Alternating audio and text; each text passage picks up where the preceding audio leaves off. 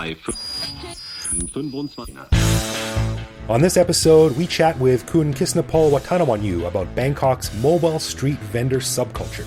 So if you've ever bought some fruit, a broom, some stickers, or a plastic statue of a cat from a dude on a three-wheeled bike, you'll love this episode of the Bangkok Podcast.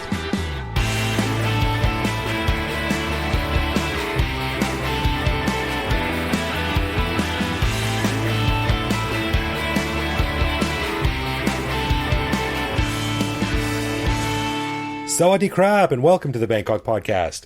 My name is Greg Jorgensen, a Canadian who came to Thailand in 2001 for a quick vacation and have stretched it out high school essay style until now. And I'm Ed Knuth, an American who came to Thailand 18 years ago, fell in love with the boing sound effect in Thai comedies, and it never left.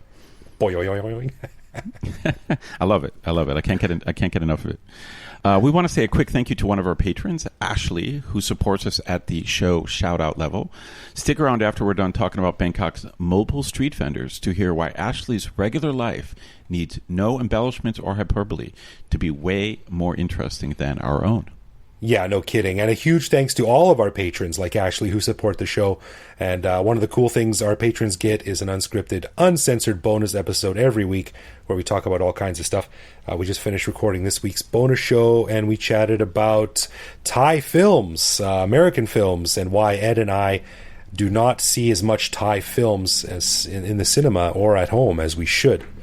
That's right. Basically, we should see more Thai movies, but we've got some reasons why it's a little bit difficult. So you have to check out the bonus show to hear our discussion of that issue.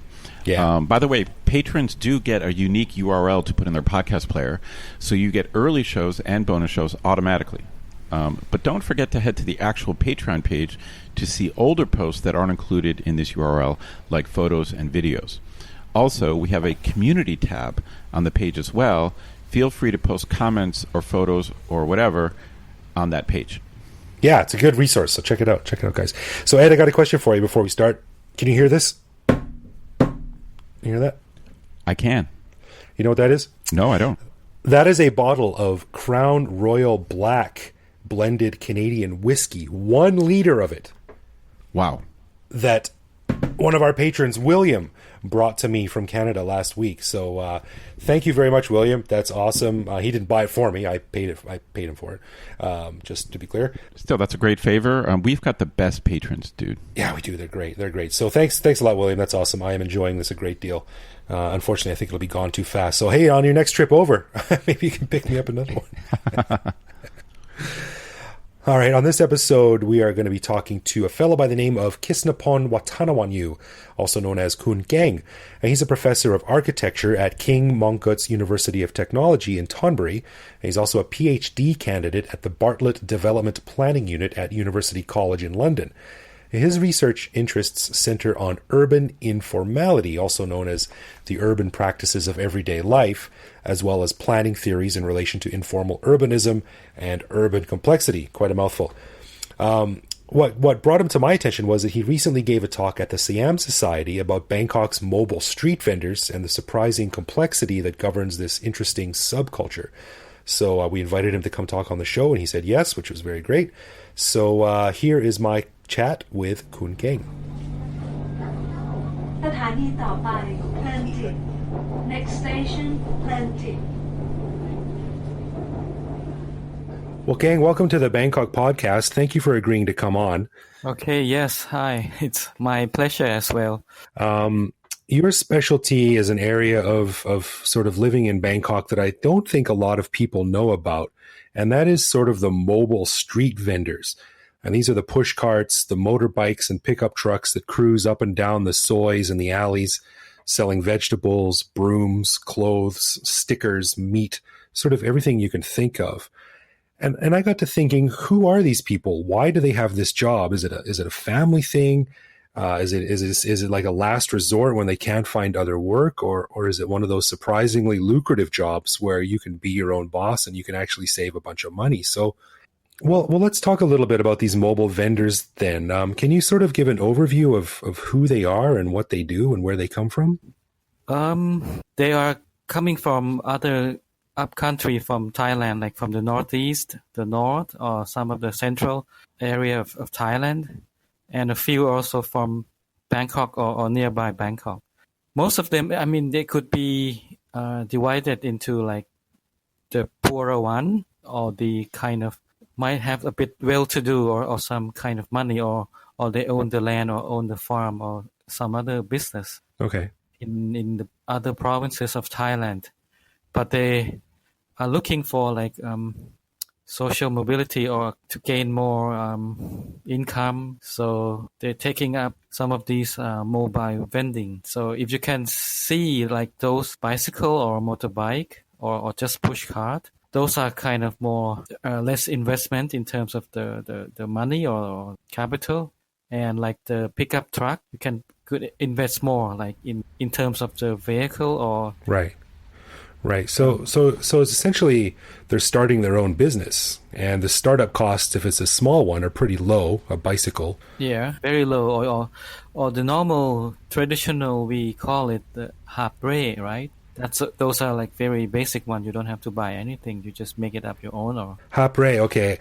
That's kind of like one of the traditional images of Asia that a lot of Westerners have, is this person with this sort of long pole over their shoulder with a basket Right. hanging from Yeah. each end. Yes, and then you go around, walk around, maybe close by to your home. But now I think it evolved or it moved further, like in modern day of Thailand or Asian cities. We still have these, but somehow they also transform into a recent updated technology of the motorcycle, right? Right. So they can go further away. I mean, you could travel in like 10 or 15 kilometers or even more in a day and back to your home. Sure, and I guess they're operating within the pretty traditional rules of entrepreneurship. Like, you got your startup costs, and then you basically increase your reach, increase your audience, and then you multiply the potential income for your little business. There's not a lot really new there, right? Yeah, it's not very new, but they kind of pick up contemporary or modern day opportunity that you can still fill up. We call these practices as urban informality or informal practices, right, in the city. Yeah. And I've talked about it on the show before, but I'm always amazed and impressed by how entrepreneurial Thais are. And like you might have someone gets, for some reason, they have, say a box of 500 Hello Kitty nail clippers or something like that. And they'll be like, hey, I've got an opportunity to sell 500 clippers here. So they'll go out to the sidewalk and set up a little table and bam, there's their little business, which is really impressive. And I think a lot of people in the West can take a lesson from that kind of sort of entrepreneurial spirit. Yes, but it's also a way of make a living, which is like if you go back to step back to like agricultural society, right? Where you have these abundance of food producers, like for example, banana, mango, or what you have behind your or in your farm or in your garden, put outside your house on a small table. People walking by, then you just sell them for like, for example, 10 baht for a bundle of a banana, for example, and then that's become a very normal thing. Like, and in a way, the society see these people or this way of life as a normal and at the same time as a decent way of making a living, right? You don't go and rob or do other of bad things to gain any money, right? So Yeah, and it's a decent, honorable way to make a living. And it seems to me that they're filling a need that is there that is obviously not being met.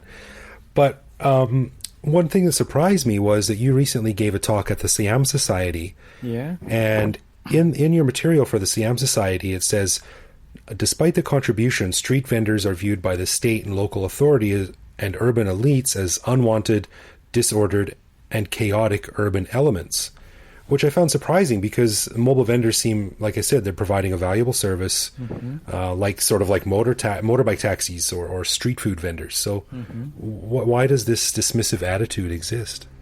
I would say like in terms of progress or economic development, any pathway like from third world to the first world or from developing to developed, Bangkok would like to be or aspire to be global modern city. So these kind of urban elements should be clear or should be removed from the urban scene. Yeah, and I guess in a city like Bangkok, which is sort of striving to become a kind of a more modern 21st century city, they're getting rid of street food vendors, they're dismantling historical communities. So I can kind of see where these people selling these things would be kind of seen as like, oh, maybe like we don't need this sort of old style, old fashioned way of doing things anymore. We've got supermarkets now. We've got Tesco. We've got, vegetables that you can call a car and they'll deliver them right to your door. Yeah. So it's a little bit sad actually to see this sort of sad. traditional. I mean, I could say I'm pro-poor, right? Poor. I mean, these vendors are, as I told you earlier, they're not just the poor, urban poor, but they are mixed up, right? They could be the rich one, or even if you remember the crisis during the IMF, the You're talking about the 1997 financial crash. the financial crash, meaning that these kind of informal economy, it's being picked up by these people, and they could make a living, right? Yeah, that's really interesting, and that also speaks to what I was saying earlier about how Thais, I imagine a lot of other people too, but for this interview, we're talking about Thailand. Thais are so entrepreneurial, and I might not be a direct correlation, but it's something that you're seeing in America right now. They have the immigration debate, and they're saying, "Oh, these Mexicans and South Americans, Central Americans, we don't want them in the country anymore." But suddenly, there's no one left to pick vegetables because the Americans, mostly white Americans, don't want to do that work anymore. Right. But it seems that seems kind of like a backward attitude to me. But it seems that doesn't exist here. You lose your job. The economy's really bad. Hey, we got to do something. And this is a really sort of not easy, but there's lower barriers to entry for this type of work. Yeah, that's true. You can start your job any day with zero investment. I mean, you just use your labor, right? So where do these people buy their materials? Like I saw one guy driving down the street the other day, and he had like a motorcycle with a cart on the back, and it was full of brooms, like feather dusters, kitchen brooms, new like brooms with nylon bristles on them, old-fashioned Thai-style brooms with like grass. He had like hundreds and hundreds of brooms. Like, where does someone buy hundreds of brooms? They go to their, for the fresh market one, they go to the big, like the wet market or the fresh market, which are like outside of Bangkok, a bit like urban fringe, like one of those big ones, Talat Thai, Talat Si Mum Mueang, all that, and which cost them quite low when you buy them at like a wholesale big bunch. Right, so that's how they make the profit. And I think for these kind of product, the brooms and all that, they go to those particular marketplace where they provide these goods. You can go like even like, for example, Sampeng or other where Bopei, where these like the dress and all that, they're very cheap. Right. And then you go and sell to other areas. Yeah, that makes sense. I guess there's no mystery to it. You buy low and sell high. Yeah, and that's kind of very, very normal and it's been practiced since olden days. One of the funny stories I have about something like this was when my wife and I were down just around the Hua Hin area a few years ago. And we were on the beach at this little coffee shop having a coffee. And this very old woman walked by. She looked like she was 120 years old. And she had, I forget the word, I'm sorry, the thing over her shoulder with the baskets. Yeah, habre. Habre, okay, she had a habre. And my wife always feels sorry. She feels not songsan for these old people who are selling stuff. So she went down and she bought some kanom, some little rice things from this lady. And they were much more expensive than they should have been, like 4 times more expensive than you could buy them at another store. And my wife said, oh, it's okay. She's an old lady. I feel nasong san and she needs the money. So this lady took the money and kept walking along the beach. And we were talking to the coffee shop owner later, and she said, yeah, that old lady, she owns all this land. She's filthy rich. Yeah. Yeah, but sometimes it's a kind of disguise, in this modern day. You don't really know who's who. That's one thing, but So as Bangkok becomes a more modern city, and the malls get taller and the condos get more plentiful, people start making more money. Are these kind of mobile street vendors? Is it a dying breed? Are they sort of on the road to extinction? Well, from my experience or from what I've been looking at is I think there still be a lot of room for them and for other vendors as well. Because if you think that the inner city are being more built up, right? And if people are still living in those condo or the urban fringe or like the urban area is being extended or expanded, you need these services anyway, right? Right. So when they see the opportunity is there, they will be there. So it's very, very much a supply and demand thing. Yeah, it's a supply demand. Do they have any like union is the wrong word, but are there any collectives? Are there any sort of groups that set prices or anything like that? I think they begin to. I think couple of years, I think these kind of union or cooperative or a kind of group, like informal group, or similar to the union thing, but not that active or not that kind of demanding, especially in those kind of evicted area.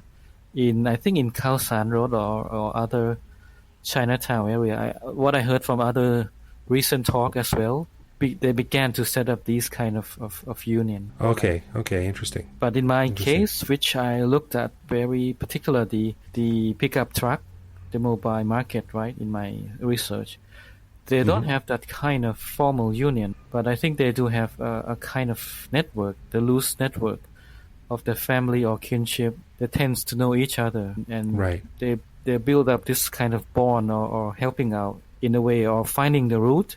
For example, if you're new, you just move from Korat to Bangkok and to start this mobile vendor business, and then you might be like given a guideline or kind of criteria where I should go, right? And where should stop, where are the target group, something like that. I mean, there are kind of these social network. And I guess it works the other way too. Like I couldn't just get a bicycle with some dried plamuk on it or something and decide to go into someone else's neighborhood. Like, could I just decide to start selling it anywhere, or would someone stop me and say, hey, this is my street for selling food? There could be. It's kind of try and error, right? You just have to try out. And you will hope you don't get beaten up. But sometimes you do have overlapping territory, right? Or the places that you have more than one vendors or operating already or selling already. But then there are kind of negotiation, right? Or this kind of norm or custom that you try to not competing or fight over your customer, that in a way try to negotiate. Right. And as a free market or as an open market, the customer, they have the choice. And that's become your skill of attracting or drawing your own customer or building up your own customer, or in our contemporary market, we call it loyalty, right? The brand royalty and all. Right. They have their own way of coming together. Yeah.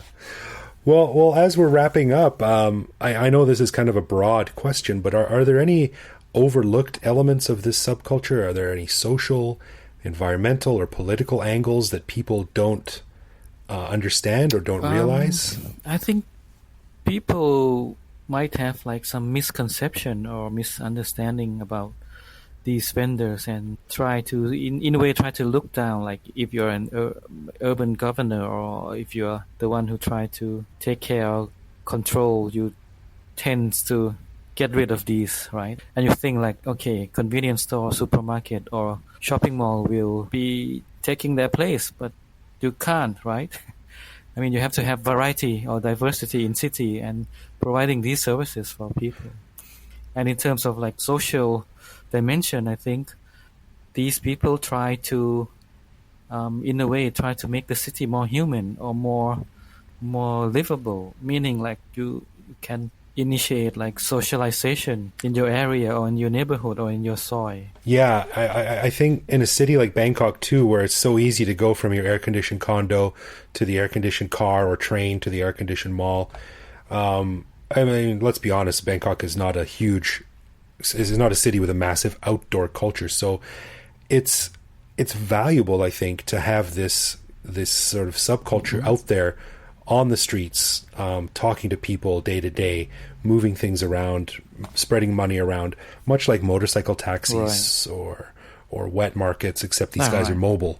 So yeah, I think it's important to have this as sort of a way to keep the streets alive and keep the community alive. That's true. And maybe just to add a bit like on environmental issue, right? For example, if for the worker, construction worker and all that, right? Who work in family, especially the poorer family or communities, they don't have or they don't earn the fridge, right? Oh. If you don't earn those kind of storage or fridge, meaning you also don't consume electricity in a way, and you have this kind of fresh food delivered at your doorstep every day. Yeah, and that's an interesting angle that I never thought of too, because if our listeners aren't aware, a lot of times in Thailand, a construction site, like say a big new condo that's going up, will, correct me if I'm wrong, but a lot of the construction workers will either be bussed in from sort of camps further away outside in the suburbs in big trucks, or they'll just live on site in sort of shacks. And like you said, there's no refrigeration, there's no like infrastructure. So yeah, I never thought about it before. They must really rely on these mobile vendors to give them everything that they need to live. That's how the city run, and how these people really supporting the city. And like in those luxury condo, when it's finished, the one you move in, right? You bought it and you move in. You never thought about those people who were there before you, and they were the one who make this city for you, right? That's a damn shame, because without those people, the people who were built your stupid building wouldn't be able to eat. I mean, they were there before the building finished, or before the condo finished even, and it's been there. And when they move to the new site, again, those vendors, they follow them, or in a way they have the new one who could provide for them. Yeah, it's a fascinating part of a fascinating city, and I think it doesn't get the right amount of attention. I think these people provide a real valuable service, and then next time, listeners, you hear you're outside and you hear a honk honk honk or a bell or something like that, do yourself a favor and take a look. There might be something you could like buy a pair of flip flops, or buy a broom, or a couple of cool stickers or something like that. Yeah, you never know what you'll find. Or even just chat to them. I mean, some of those people that I interview, like the resident living there, especially the elder, they know the time that this vendor will come, right, or arrive, or they hear the bell. Sometimes they just pop up out of the house and have a chat, say hello, or talk, and that's very lively for them, because in a day you don't talk to anyone, and you just meet someone, and that's it. That makes your day that hours. It's like, okay, this is a day for me now. You talk to someone, or see someone, and that's it. Yeah, nice. Well, Keng, thank you for coming on the show. That was really interesting. Some good insights into an area that I think not many people think about. If anyone wants to learn more about your research or anything like that, do you have a website or anything like that? Not website, actually, but I will be finishing my PhD soon, I guess, and then I could give you more details, right? And you just search my name, Google my name, and something related to my name will pop up there. All right. Well, good luck on your PhD, and then you'll have to come back on the show as Dr. Keng. Okay, right. Okay, I'm looking forward to. Okay, thank you very much, sir. Thank you. Bye-bye. Bye-bye. สถานีต่อไปเพลินจิต Next station เพลินจิต That was interesting. It's kind of cool that he's kind of a city planner, but he focuses on parts of cities that are unplanned. Yeah, that's a really good way of looking at it. And I mean, if you're going to do that, Bangkok is a great city, because it often seems that none of the city is planned, right? That's right. It is a chaotic sprawl. There's no doubt about it. Yeah. Thanks, Keng, for coming on. That was really cool, and I really like the insight into these guys to sort of roam up and down the streets, and those guys that you see pushing carts of stuff on the side of busy roads, just without a care in the world, while cars whiz by 2 feet away. They got their straw hats on, they got their flip flops on, and they're pushing these things. So, hats off to those guys. Definitely part of the Bangkok identity. It's part of Bangkok's cultural identity, no doubt. All right, let's bust into some love, loathe, or leave. And that's where one of us surprises the other guy with a particular aspect of living in Bangkok, which we then discuss and decide if it's something that we love about living here, loathe about living here, or hate so much that it makes us want to leave here forever. So this week, it's my turn. All right, I'm ready. Now, last week I did a food-related item, and I'm going to do another one this week. So, I don't know, maybe I'm just thinking about food lately. But, Ed, have you ever had, in America, an ice cream sandwich? The vanilla ice cream between two chocolate wafers? Of course. Grew up on those. Yeah. Well, in Bangkok, an ice cream sandwich is not that. In Bangkok, you might have had a Thai ice cream sandwich, which is literally a hot dog bun with 3 scoops of often coconut ice cream sprinkled with peanuts, and you can often get things like sticky rice or fruit. Right. Sweetened condensed milk drizzled on top. The Bangkok ice cream sandwich. Have you ever had one of these? Well, I gotta be honest. I've never had it, but I know exactly what you're talking about, and I just have avoided it like the plague. Like you're right. It's like it looks more like an ice cream sandwich than our version of the ice cream sandwich in a way. It's literally like scoops of ice cream. It's literally an ice cream sandwich. Yeah, but it to me it looks seriously unappealing. I have to confess, in general, I'm not a big fan of Thai desserts. Like in general, like Thai dessert, like I know desserts are supposed to be sugary, but a lot of Thai desserts are just too sugary, and that you're right. That condensed milk stuff is dripped on everything, and I don't understand that. I don't get that whole thing. Have you actually eaten one? Yes, I love them. Oh, really? Solidly in the love category for me. I didn't expect that. I actually wrote a blog post about this. I think these things should be on the Bangkok flag, because in my blog post, I said these things are Bangkok in food form. It's a complete mismatch of ingredients stuck together. Separately, they're good. Together, they should not work, but they do. It makes no sense, but they're a fantastic snack. Interesting. Now I'm tempted to actually give it a try because, like you said, when you see one of these things, to me it does not look appealing. It looks like a random thing that someone threw together by accident. Much like Bangkok. Yeah, much like Bangkok. Interesting that you actually love it. In a way, I'm gonna have to say loathe, because that's my impression of it. That's my attitude towards it. But with the caveat that I've never actually tried it. So especially if it is coconut ice cream, non-dairy ice cream, I actually like coconut ice cream. Well, it makes all kinds of sense because it's hot outside. The ice cream melts, and it gets absorbed by the bread. It's like a perfect holder for ice cream. It makes all kinds of sense. Maybe some hidden sense. The peanuts are crunchy. The sticky rice, it takes a while to get used to, but it's good, man. I've never regretted eating one, so you should check it out. All right, I guess I just learned something. I never really knew what was in that thing. I just thought it looked unappealing. Yeah. All right. So as we mentioned at the beginning of the show, we'd like to say thank you to Ashley for lending us his support at the show shout-out level. And Greg, what did you find out about Ashley? Well, like we said at the beginning of the show, as it turns out, these things I usually make up a little bit of a story, maybe use a little bit of hyperbole or exaggeration a little bit sometimes. But I don't think I'm going to have to do that for Ashley.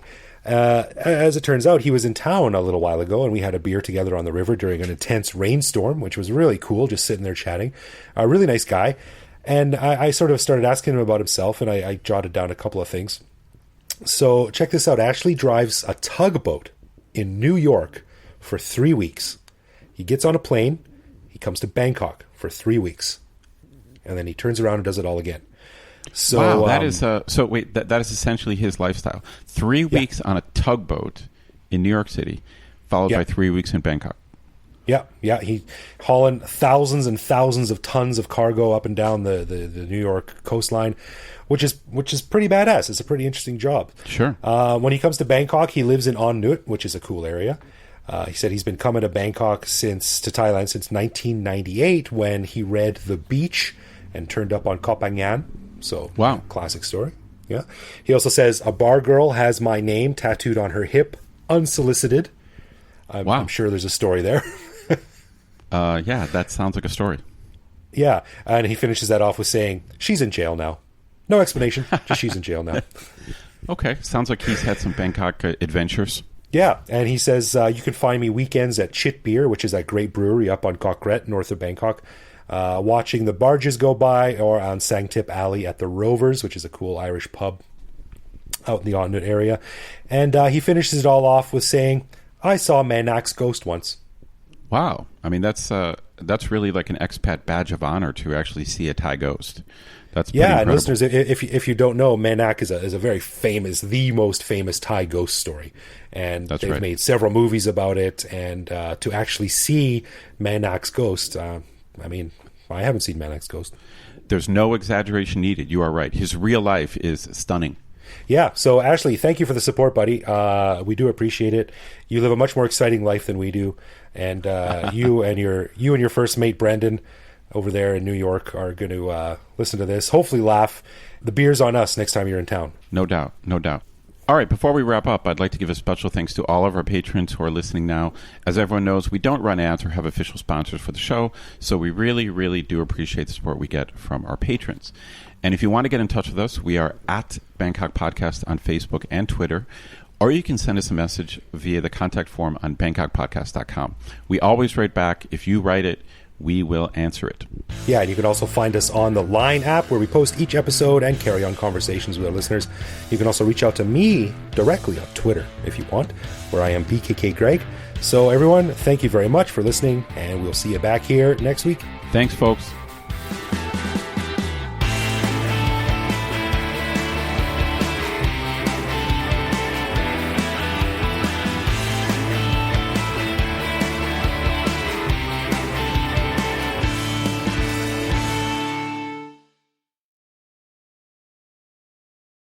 So basically, you're giving your son advice that you never personally followed ever in your life. Yeah, exactly. Don't let him know that. He'll exploit that. That's what kids do, man.